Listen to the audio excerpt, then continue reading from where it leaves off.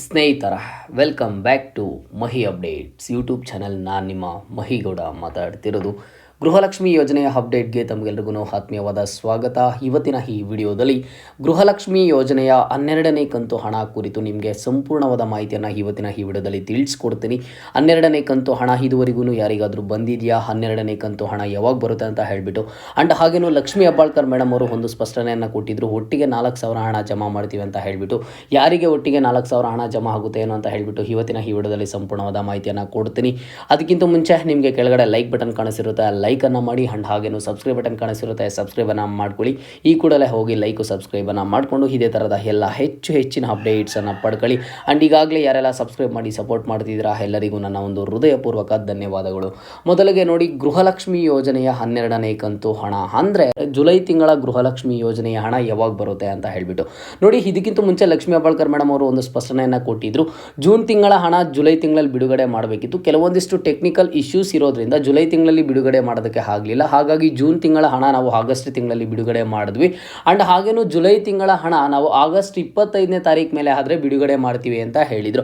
ಹಾಗಾಗಿ ಸಾಕಷ್ಟು ಫಲಾನುಭವಿಗಳು ಏನು ಕೇಳ್ತಿದ್ದಾರೆ, ಸರ್ ಆಲ್ರೆಡಿ ಇವತ್ತು ಡೇಟ್ ಬಂದುಬಿಟ್ಟು 26, 25ನೇ ತಾರೀಕು ಆಗೋಯ್ತಲ್ವ, 25ನೇ ತಾರೀಕು ಯಾವೊಂದು ಫಲಾನುಭವಿಗಳಿಗೆ 12ನೇ ಕಂತು ಹಣ ಬಂದಿದೆ ಅಂತ ಹೇಳಿಬಿಟ್ಟು. ಓಕೆನಾ.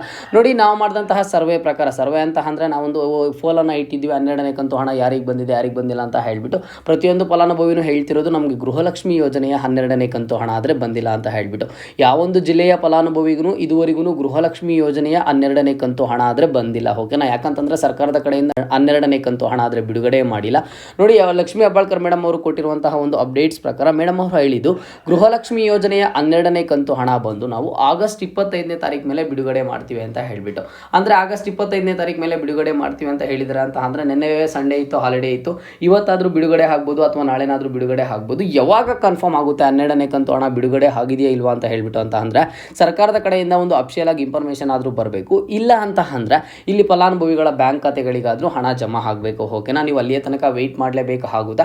ಇಷ್ಟು ದಿನ ವೆಯ್ಟ್ ಮಾಡಿದರೆ 25ನೇ ತಾರೀಕು ಮೇಲೆ ಬಿಡುಗಡೆ ಮಾಡಿದ್ದಾರೆ ಅಂತ ಅಂದರೆ ನಿಮಗೆ ಕನ್ಫರ್ಮ್ ಆಗಿ ಇನ್ನು ಬಿಡುಗಡೆ ಮಾಡ್ತಾರೆ 25ನೇ ತಾರೀಕು ಮೇಲೆ. ಆ್ಯಂಡ್ ಇಲ್ಲಿ ಫಲಾನುಭವಿಗಳು ಕೇಳಬಹುದು, ಸರ್ ನಮಗೆ ಹಾಗಿದ್ರೆ ಕನ್ಫರ್ಮ್ ಆಗಿ ಯಾವಾಗ ಬಿಡುಗಡೆ ಆಗುತ್ತೆ, ಕನ್ಫರ್ಮ್ ಆಗಿ ಯಾವಾಗ ಬ್ಯಾಂಕ್ ಖಾತೆಗಳಿಗೆ ಬರೋದಕ್ಕೆ ಶುರು ಆಗುತ್ತೆ ಅಂತ ನೀವು ಕೇಳೋದಾದರೆ ನೋಡಿ, ಮುಂದಿನ ತಿಂಗಳು ಗೌರಿ ಗಣೇಶ ಹಬ್ಬ ಇದೆ. ಅಷ್ಟರೊಳಗೆ ನಿಮಗೆ ಗೃಹಲಕ್ಷ್ಮಿ ಯೋಜನೆಯ 12ನೇ ಕಂತು ಹಣ ಆದರೆ ಜಮಾ ಮಾಡ್ತಾರೆ.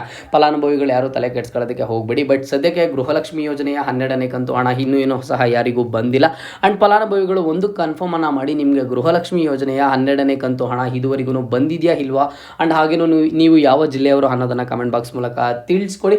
ಆ್ಯಂಡ್ ನೋಡಿ, ಇಲ್ಲಿ ಒಟ್ಟಿಗೆ 4,000 ಹಣ ಆದರೆ ಜಮಾ ಆಗುತ್ತೆ. ಗೃಹಲಕ್ಷ್ಮಿ ಯೋಜನೆಯ 12ನೇ ಕಂತು ಹಣ ಬಿಡುಗಡೆ ಆದಮೇಲೆ ಒಟ್ಟಿಗೆ 4,000 ಹಣ ಆದರೆ ಜಮಾ ಆಗುವಂಥ ಸಾಧ್ಯತೆಗಳಿದ್ದಾವೆ ಅಂತ ಹೇಳಿಬಿಟ್ಟು ನೀವು ಕೇಳಿರ್ತೀರ. ಯಾರಿಗೆ ಸಾಧ್ಯತೆಗಳಿದ್ದಾವೆ ಅಂತ ಅಂದರೆ, ಓಂ ಶ್ರೀ ಕೊಲ್ಲೂರು ಮೂಕಾಂಬಿಕಾ ಜ್ಯೋತಿಷ್ಯರು ಪ್ರೀತಿಯಲ್ಲಿ ಕಿರಿಕಿರಿ, ಮದುವೆ ಸಮಸ್ಯೆ, ಗಂಡ ಹೆಂಡತಿ ಕಿರಿಕಿರಿ, ಅತ್ತೆ ಸೊಸೆ ಜಗಳ, ಶತ್ರುಗಳ ನಾಶ, ಮಹಿಳೆಯರ ಗುಪ್ತ ಸಮಸ್ಯೆಗೆ ವಿಶೇಷ ಪರಿಹಾರ ಆದರೆ ಮಾಡಿಕೊಡ್ತಾರೆ. ನೀವು ಇಲ್ಲಿ ಕೆಳಗಡೆ ಸ್ಕ್ರೋಲ್ ಆಗ್ತಿರುವಂತಹ ನಂಬರ್ಗಾದರೆ ಕರೆ ಮಾಡಿ. ಈಗ ನೋಡಿ, ಗೃಹಲಕ್ಷ್ಮಿ ಯೋಜನೆಯ 12ನೇ ಕಂತು ಹಣ ಮುಂದಿನ ದಿನಗಳಲ್ಲಿ ಬಿಡುಗಡೆ ಮಾಡಿದ್ರು ಅಂತ ಅನ್ಕೊಳ್ಳಿ. ಗೃಹಲಕ್ಷ್ಮಿ ಯೋಜನೆಯ 12ನೇ ಕಂತು ಹಣ ಬಿಡುಗಡೆ ಆದ್ರೂ ಯಾರಿಗಾದರೆ 11ನೇ ಕಂತು ಹಣ ಪೆಂಡಿಂಗ್ ಇರುತ್ತೋ ಅಂತಹ ಫಲಾನುಭವಿಗಳಿಗೆ ಮಾತ್ರ ಗೃಹಲಕ್ಷ್ಮಿ ಯೋಜನೆಯ 11ನೇ ಕಂತು ಹಣ ಆ್ಯಂಡ್ ಹಾಗೇನು 12ನೇ ಕಂತು ಹಣ ಸೇರಿ ಒಟ್ಟಿಗೆ 4,000 ಹಣ ಆದರೆ ಜಮಾ ಆಗುತ್ತೆ. ಅದನ್ನು ಬಿಟ್ಟರೆ ನಿಮಗೆ 12ನೇ ಕಂತು ಹಣ 13ನೇ ಕಂತು ಹಣ ಜಮಾ ಆಗುತ್ತೆ ಅಂತ ಹೇಳಿಲ್ಲ. ಇಲ್ಲಿ ಲಕ್ಷ್ಮೀ ಹೆಬ್ಬಾಳ್ಕರ್ ಮೇಡಮ್ ಅವರು ಕ್ಲಿಯರ್ ಆಗಿ ಹೇಳಿದರು, 12ನೇ ಕಂತು ಹಣ ಬಿಡುಗಡೆ ಆದಮೇಲೆ 11ನೇ ಕಂತು ಹಣ ಯಾರಿಗಾದರೆ ಪೆಂಡಿಂಗ್ ಇರುತ್ತೋ ಅಂತಹ ಫಲಾನುಭವಿಗಳಿಗೆ 11ನೇ ಕಂತು ಹಣ ಆ್ಯಂಡ್ ಹಾಗೇನು ಸಹ 12ನೇ ಕಂತು ಹಣ ಸೇರಿ ಒಟ್ಟಿಗೆ 4,000 ಜಮಾ ಮಾಡ್ತೀವಿ ಅಂತ ಹೇಳಿಬಿಟ್ಟು ಇವತ್ತಿನ ಈ ವಿಡಿಯೋದಲ್ಲಿ ಫಲಾನುಭವಿಗಳು ಮಿಸ್ ಮಾಡದೆ ನಿಮಗೆ 12ನೇ ಕಂತು ಹಣ ಬಂದಿದೆಯಾ ಇಲ್ವಾ ಅನ್ನೋದನ್ನು ಕಮೆಂಟ್ ಬಾಕ್ಸ್ ಮೂಲಕ ತಿಳಿಸ್ಕೊಡಿ. ಆ್ಯಂಡ್ ಜೊತೆಗೆ ನೀವು ಯಾವ ಜಿಲ್ಲೆಯವರು ಅನ್ನೋದನ್ನು ಸಹ ತಿಳಿಸ್ಕೊಡಿ. ಖಂಡಿತವಾಗ್ಲೂ ನಾನು ನಿಮಗೆ ರೆಸ್ಪಾನ್ಸನ್ನು ಮಾಡ್ತೀನಿ. ಇದು ಇವತ್ತಿನ ಮಾಹಿತಿ ಆಗಿರುತ್ತೆ. ಇದೇ ರೀತಿಯ ಎಲ್ಲ ಹೆಚ್ಚಿನ ಅಪ್ಡೇಟ್ಸ್ಗಾಗಿ ಮಹಿ ಅಪ್ಡೇಟ್ಸ್ ಯೂಟ್ಯೂಬ್ ಚಾನಲನ್ನು ಈ ಕೂಡಲೇ ಎಲ್ಲರೂ ತಪ್ಪದೆ ಸಬ್ಸ್ಕ್ರೈಬನ್ನು ಮಾಡ್ಕೊಳ್ಳಿ.